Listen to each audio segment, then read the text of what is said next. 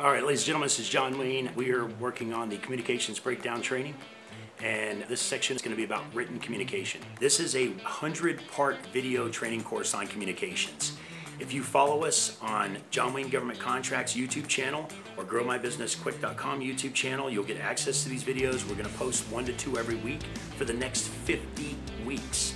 If you don't want to wait 50 weeks to get all 100 parts, you can actually sign up and purchase the entire training program for $95. That's less than $1 per video. These videos are 3 to 5 minutes a piece. They're all about communication. They're extremely informative. And if you don't want to wait 50 weeks to get the entire course, let us know and you can sign up for the entire course now for the low price of $95. Now, written communication is important. Email, text, IM, etc. is part of doing business. It's part of communication. And in many cases, it's less intrusive. It's easier on you and your client or the person that you're communicating with because it's not intrusive. You know, every time someone calls you because they have a quick question, you're in the middle of something, you have to stop what you're doing, answer the phone, discuss whatever it is with them, find an answer, and then go back to what you're doing. You have to regain your thought process of where you were. So in many cases, written communication is better than verbal because it's less intrusive.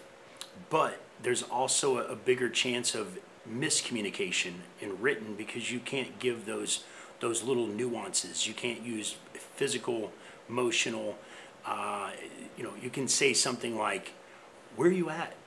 which is a question, or you could say something like, "Where you at?" which is a statement, but one is nice and the other is aggressive.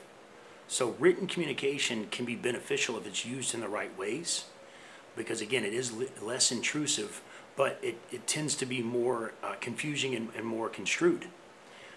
It's a lot easier for someone to take your meaning the wrong way through written communication than it is vocally, because obviously vocally, if they have a question, they can comment and you can explain, no, that's not what I meant. If it's a complicated email, it's much easier for them to misunderstand it or misconstrue it because again, there's no inflection in an email. And if you're adding emojis to show that you're smiling, don't use emojis in business.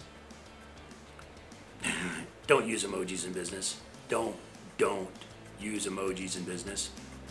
I do use exclamation points. I also do ... sometimes, like think about that.